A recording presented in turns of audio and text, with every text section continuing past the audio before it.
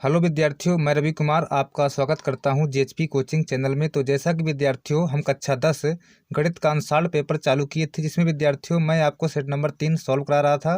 तो विद्यार्थियों देखिए, सेट नंबर 3 में हम यहाँ तक देखिए क्वेश्चन कर चुके थे। अथवा वाला जो क्वेश्चन है, 1 भिन्न 1/3 हो जाती है, यहाँ तक विद्यार्थी हम क्वेश्चन कर चुके थे।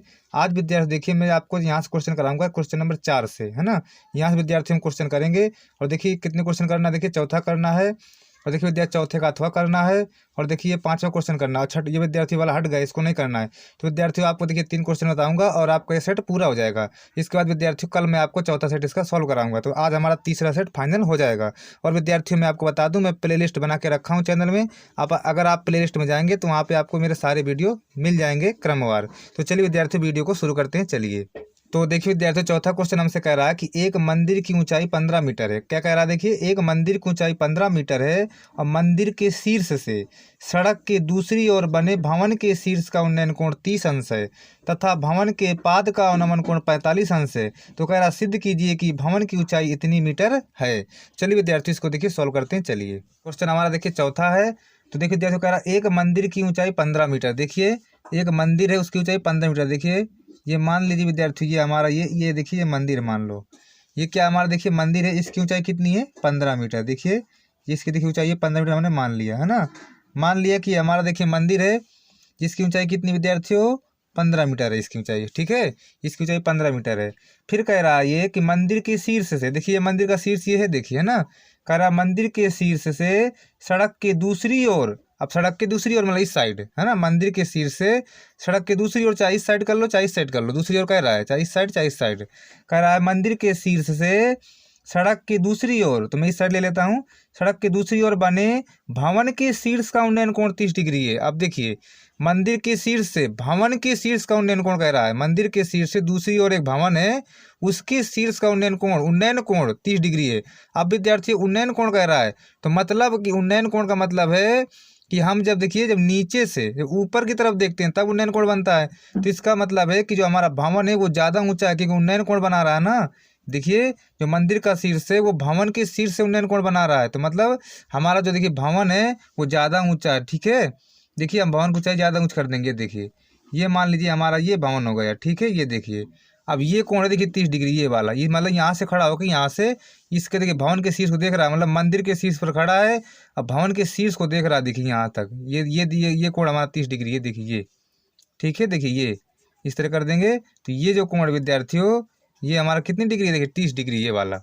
फिर क्या कह रहा है देखिए, तथा भवन के पाद का अवनमन कोण 45 डिग्री। भवन के पाद का मतलब पैर, मतलब खड़ा व्यक्ति यहीं पे खड़ा है, यहीं पे है ना, मंदिर के शीर्ष पे खड़ा है, और इसके यहाँ पे जो है 45 डिग्री का अवनमन कोण बन रहा है, कह रहा है ना। तथा भवन के पाद का अवनमन कोण मतलब भवन के पैर का अवनमन कोण 45 डिग्री है, मतलब ये वाला कोण। देखिए ये कोण कितना, देखिए ये 45 डिग्री है, ठीक है। ये कोण 45 डिग्री अवनमन कोण है, इसलिए 45 यहाँ बनेगा। तो एकांतर के नियम से ये भी 45 का हो जाएगा ना। देखिए ये 45 का हो जाएगा। तो कह रहा सिद्ध कीजिए भवन की ऊंचाई 5 और कोष्टक 3√3 मीटर है। ये पूरी भवन की ऊंचाई पूछ रहा हमसे पूरी, ठीक है। तो देखिए विद्यार्थियों इसको चलिए सॉल्व कर लेते हैं। देखिए तो ए इसको बी मान लेते हैं, इसको सी मान लेते हैं, इसको डी मान लेते हैं और इसको ई मान लेते हैं। इस पर मान लेंगे ना। ये वाली दूरी देखिए x मीटर मान लेते हैं, यहाँ से यहाँ तक। अगर देखिए ये x है तो ये वाली भी x ही होगी, है ना। जैसे ये वाली x है तो ऊपर वाली भी x ही होगी। और देखिए ये अगर यहाँ से यहाँ तक 15 है तो ये भी देखिए 15 होगी, मतलब इतनी ये 15 मीटर है, तो देखिए इतनी भी ये 15 मीटर ही होगी। यहाँ से यहाँ तक भी 15 मीटर होगी ना।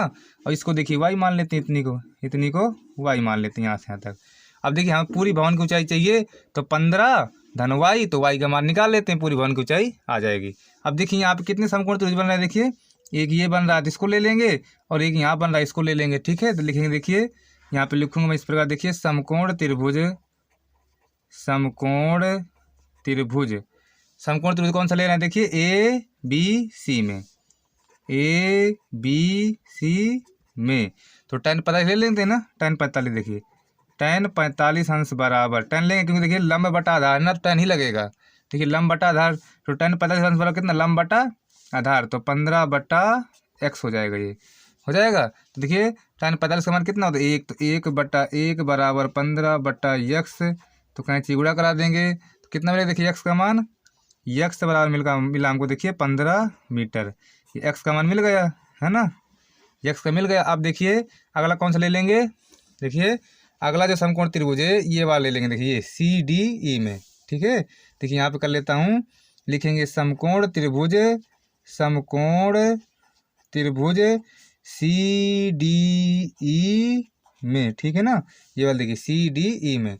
इसमें देखिए tan 30 ले लेंगे, देखिए लंब बटा आधार y/x ही तो लेंगे है ना। tan 30 अंश बराबर देखिए लिखेंगे tan 30 अंश बराबर लंब बटा आधार, tan 30 अंश लंब बटा आधार, देखिए लंब y है, आधार कितना देखिए ये वाले x समान थे ना, लंब बटा आधार तो y/x tan 30 का है ना।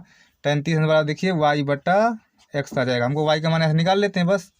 तो tan 30 का मान क्या होता है देखिए 1/3 बराबर y/x, ये हो जाएगा ना।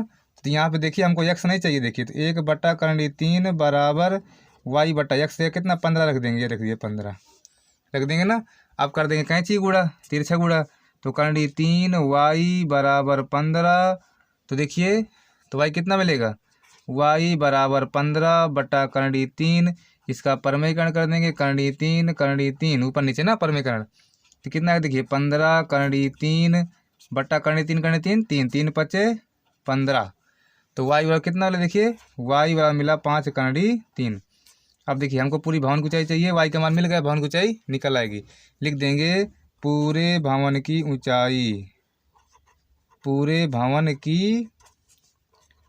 ऊंचाई, ठीक है ना, पूरे भवन की ऊंचाई। तो देखिए विद्यार्थियों y तो 5/3 आई ना, y तो हमारी 5/3 आई। देखिए अब देखिए पूरे भवन की ऊंचाई, देखिए यहाँ से यहाँ तक 15 है, y जोड़ देते हैं पूरे भवन की ऊंचाई आ जाएगी, यही का मान ना।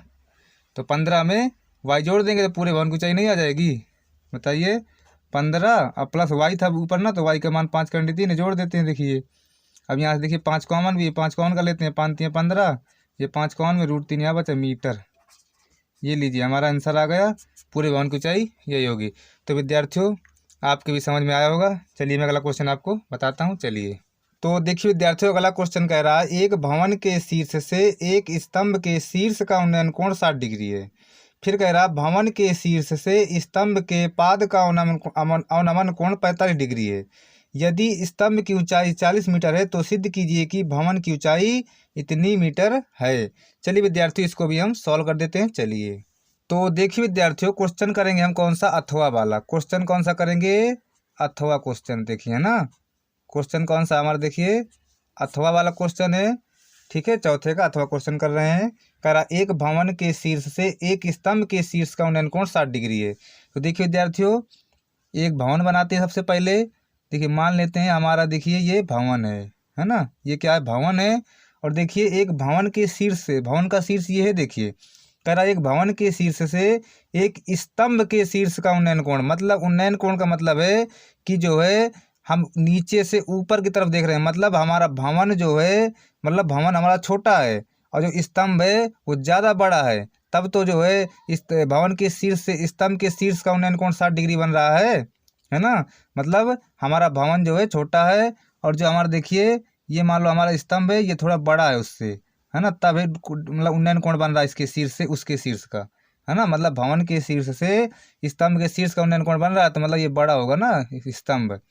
ये देखिए इस प्रकार यहाँ से 30 डिग्री बन रहा है, ये इस तरह विद्यार्थी देखिए ये हमारा कितना बना 30 डिग्री 60 डिग्री, कितना ये 60 डिग्री बन रहा है, ठीक है ना, ये 60 डिग्री। ठीक है, करा एक भवन के शीर्ष से, भवन के शीर्ष से एक स्तंभ के शीर्ष का उन्नयन कोण कितना है 60 डिग्री बन गया। फिर कह रहा भवन के शीर्ष से, यहीं से मतलब यहीं पे खड़ा है अभी वो, भवन के शीर्ष से स्तंभ के पाद का अवनमन कोण 45 डिग्री, मतलब पाद का मतलब पैर, पाद का मतलब पैर विद्यार्थी, मतलब ये देखिए ये बन रहा 45 डिग्री, ये अवनमन कोण कह रहा है। ऊपर से अगर नीचे की तरफ देखा जाता है तो अवनमन कोण बनता है, तो मतलब 45 यहाँ पे बनेगा तो 45 यहाँ भी बनेगा, ठीक है, यही 45 बनेगा। यदि स्तंभ की ऊंचाई 40 मीटर कह रहा है, स्तंभ की ऊंचाई कितनी है 40 मीटर है, तो सिद्ध कीजिए कि भवन की ऊंचाई 20 कोष्टक कर्ण 3 - 1 मीटर है। मतलब स्तंभ की ऊंचाई दे दिया उसने, मतलब पूरा ये देखिए स्तंभ है ये पूरा कितना 40 मीटर है, मतलब ये जो स्तंभ पूरा हमारा ये यहाँ से यहाँ तक ये पूरा स्तंभ कितना है 40 मीटर है। तो हमको देखिए इसकी ऊंचाई बताना, तो इसकी मान लेते हैं एच। एच का मान, भवन की ऊंचाई हमको चाहिए, एच का मान निकालना हमको, है ना। हमको किसकी ऊंचाई चाहिए विद्यार्थियों, भवन की ऊंचाई। इसको देखिए यक्स मान लेते हैं यहाँ से यहाँ तक, ठीक है ना। ये देखिए, तो ये अगर यक्स है तो ये भी हमारी देखिए यक्स ही होगी, ये वाली भी, ये भी देखिए यक्स ही होगी। और देखिए विद्यार्थियों अगर ये इसको एच माना हूँ मैं इसको, अगर ये देखिए यहाँ से यहाँ तक देखिए नाम देते थे पहले ए बी, ये सी, ये डी और ये ई नाम दे दिया। अब देखिए अगर ये एच है तो ये भी तो हमारी एच होगी यहाँ से यहाँ तक। देखिए अगर यहाँ से यहाँ तक ये एच है तो ये भी तो यहाँ से यहाँ तक एच होगी। तो फिर ये कितनी बचेगी, देखिए ये बचेगी हमारी, देखिए जब एच ये वाली और एच ये भी है तो ये कितना बचेगी, देखिए 40 माइनस एच बचेगी। ये कितनी बचेगी, 40 माइनस एच बचेगी, क्योंकि देखिए एच इसको मान रहा हूँ ना मैं ये, क्योंकि देखिए एच यहाँ से यहाँ तक है तो एच इसको भी यहाँ से यहाँ तक मान लेते हैं, ये वाली है ना, इसको मान लेते हैं यहाँ से यहाँ तक, ये एच मान लेते हैं। तो एच ये और 40 माइनस एच ये वाली बचेगी, ताकि इनको दोनों को जोड़ देंगे तो एच एच कट जाएगा, 40 ही बचेगी पूरी, क्योंकि पूरी 40 है ये, है ना। तो ठीक है ना विद्यार्थियों। चल देखिए हमको एच का मान चाहिए, निकालते हैं। देखिए सबसे पहले क्या करेंगे, देखिए ये वाला समकोण त्रिभुज ले लेंगे, ये वाला ए बी सी। देखिए लिखेंगे यहाँ पे, देखिए लिखेंगे कि समकोण त्रिभुज ए बी सी में, ठीक है ना, ए बी सी में इस प्रकार लिख देंगे कि समकोण त्रिभुज ए बी सी में, ये वाले इस वाले में देखिए tan कितना, देखिए 45 अंश ना, बराबर लंब बटा आधार h बटा x। तो tan 45 का मान कितना हो, देखिए 1, तो 1/1 बराबर h बटा x। तो देखिए h कितना आएगा, h बराबर हमारा x आ जाएगा, h बराबर कितना आएगा, x आ जाएगा, h बराबर आएगा ना। इसके बाद देखिए अब देखिए ऊपर वाले लेंगे, अब लिखेंगे देखिए कि समकोण त्रिभुज अब कौन सा देखिए विद्यार्थियों, ऊपर वाले लेंगे, ये वाला देखिए, ये 60 अंश वाला ना।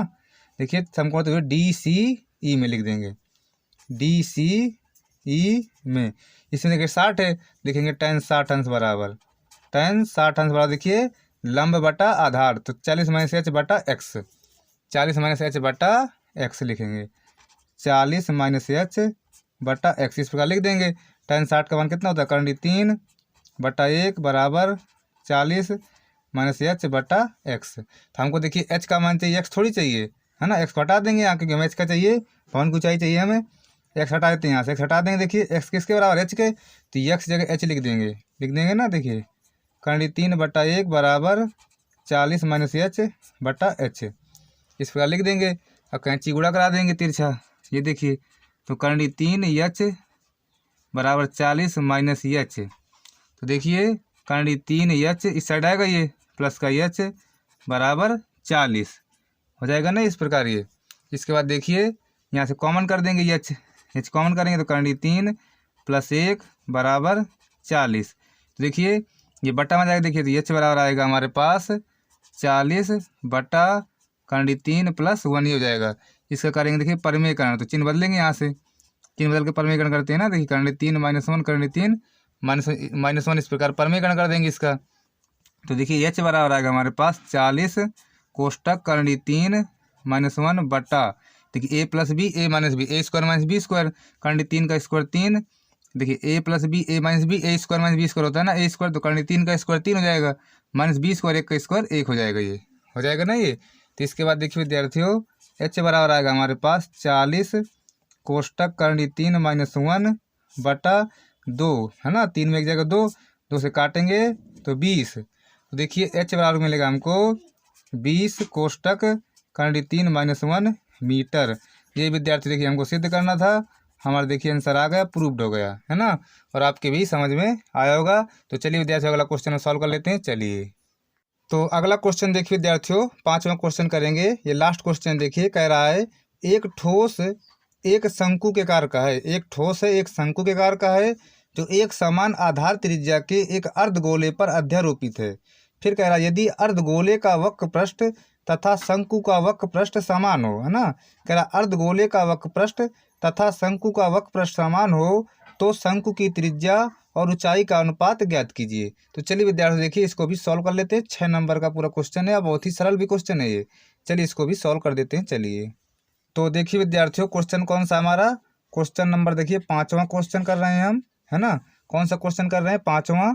कह रहा यदि एक ठोस एक शंकु के आकार का है, देखिए जो हमारा देखिए ठोस है देखिए ठोस, जो ठोस है विद्यार्थी हमारा, ये शंकु के आकार का इस प्रकार है ना। ठोस हमारा किस प्रकार विद्यार्थियों, शंकु के आकार का है। फिर कह रहा जो एक समान आधार त्रिज्या के एक अर्धगोले पर अध्यारोपित है। देखिए विद्यार्थियों ये एक अर्धगोले पर रखा हुआ है ये ठोस, है ना। ठोस हमारा देखिए एक अर्धगोले पर इस प्रकार रखा हुआ है, कह रहा अध्यारोपित है, रखा हुआ है। यदि कह रहा है अर्धगोले का वक्र पृष्ठ तथा शंकु का वक्र पृष्ठ समान हो, मतलब देखिए विद्यार्थियों अर्धगोले का जो वक्र पृष्ठ है, देखिए अर्धगोले का वक्र पृष्ठ, अर्धगोले का वक्र पृष्ठ, अर्धगोले का वक्र पृष्ठ वो बराबर है किसके, शंकु के वक्र पृष्ठ के। इस साइड लिखेंगे शंकु का वक्र पृष्ठ। दोनों के देखिए वक्र पृष्ठ बराबर है, मतलब अर्धगोले का वक्र पृष्ठ और शंकु का वक्र पृष्ठ बराबर है। देखिए विद्यार्थियों इसकी देखिए त्रिज्या यहाँ से यहाँ तक त्रिज्या होगी आर, ये देखिए त्रिज्या होगी आर। और देखिए ये हमारी ऊर्ध्वाधर ऊंचाई होगी जिसको एच बोलते हैं, और ये हमारी देखिए तिर्यक ऊंचाई होगी जिसको एल बोलते हैं, है ना। ये हमें देखिए तिरछी ऊंचाई जिसको एल बोलते हैं, ठीक है। अब देखिए विद्यार्थियों जो अर्धगोले का वक्र पृष्ठ होता है वो होता है देखिए 2 पाई आर स्क्वायर होता है अर्धगोले का वक्र पृष्ठ।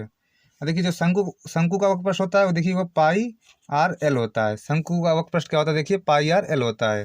देखिए पाई से पाई कटेगा, आर से आर कटेगा, एक आर यहाँ बचेगा, देखिए 2 आर बराबर एल ये बचा हमारे पास, है ना। देखिए 2 आर बराबर एल, ये देखिए हमें एक संबंध मिला। अब ये हमसे कह रहा है कि तो शंकु की त्रिज्या और ऊंचाई का अनुपात बताओ। शंकु की त्रिज्या और ऊंचाई का अनुपात हमें बताना है। तो देखिए विद्यार्थियों देखिए जो एल है ये देखिए एल ये तिरछी ऊंचाई ना एल, तो देखिए एल का सूत्र देखिए आपको पता होगा। देखिए एल बराबर क्या होता है, देखिए एल बराबर तिरछी ऊंचाई निकालना, अगर एल बराबर होता है करंडी के अंदर H square plus R square, ये होता है एल बराबर होता है ना। अब देखिए क्या करेंगे, दोनों पक्षों का स्क्वायर कर देंगे, मतलब वर्ग कर देंगे दोनों पक्षों का इस प्रकार। तो ये जाएगा देखिए एल स्क्वायर बराबर, देखिए यहाँ से करंडी हटेगा तो H square plus R square. हमको देखिए जैसे एल नहीं चाहिए, हमको चाहिए त्रिज्या और ऊंचाई में अनुपात चाहिए, तो एल को हटा देंगे। एल किसके बराबर, देखिए 2 आर के बराबर है, तो एल की जगह रख देंगे 2 आर, है ना। देखिए संबंध निकाल लिया था हमने, एल 2 आर के बराबर, एल की जगह 2 आर रख देंगे, होल वर्ग कर देंगे बराबर एच स्क्वायर और प्लस आर स्क्वायर, इस प्रकार कर देंगे। तो देखिए क्या हो जाएगा, 2 दूना 4 आर स्क्वायर बराबर देखिए एच स्क्वायर और प्लस आर स्क्वायर हो जाएगा ये। इसके बाद देखिए विद्यार्थियों हमको अनुपात शंकु त्रिज्या ऊंचाई में चाहिए, है ना, ठीक है ना। देखिए 4 आर स्क्वायर जमा करते हैं, इस साइड लेंगे माइनस का आर स्क्वायर बराबर देखिए एच स्क्वायर, घटेगा यहाँ से तो 3 आर स्क्वायर बराबर देखिए एच स्क्वायर हो जाएगा ये। इसके बाद देखिए आर स्क्वायर जमा करते हैं, नीचे लाएंगे एच स्क्वायर बराबर देखिए यहाँ पे देखिए आर स्क्वायर जमा करते हैं, एच स्क्वायर यहाँ पे आ जाए, इसकी गुणा एक मान सकते हैं इस प्रकार, कोई दिक्कत तो नहीं है। एक गुणा करेंगे एच स्क्वायर में एच स्क्वायर तो रहेगा, तो आर स्क्वायर जमा करते हैं, एच स्क्वायर नीचे आया, एक यहाँ बचा और 3 इसके नीचे आ गया ना। इसके बाद देखिए अगर मैं इस प्रकार कर दूं आर बटा एच का होल स्क्वायर बराबर देखिए 1/3 ये कर देंगे। देखिए स्क्वायर हटेगा तो करंडी में जाएगा, वो स्क्वायर हटा तो करंडी में गया देखिए, है ना। अब देखिए यहाँ से करंडी हटेगी, 1 से तो हट जाएगी ना, लेकिन √3 से करंडी नहीं हट पाएगी। तो देखिए अनुपात कितना मिला, आर अनुपात एच बराबर 1 अनुपात करंडी 3। तो ये विद्यार्थी देखिए हमारे प्रश्न का आंसर मिल गया और विद्यार्थी आपका सेट भी समाप्त हो गया। और देखिए विद्यार्थी इसके बाद मैं आपको कल चौथा सेट लेकर के आऊँगा। तो विद्यार्थी अगर मेरा वीडियो आपको पसंद आया हो तो मेरे वीडियो को लाइक शेयर, और अगर आप चैनल को सब्सक्राइब ना किए सब्सक्राइब जरूर कर लेना। तो चलिए विद्यार्थियों मैं चलता हूँ, नमस्कार।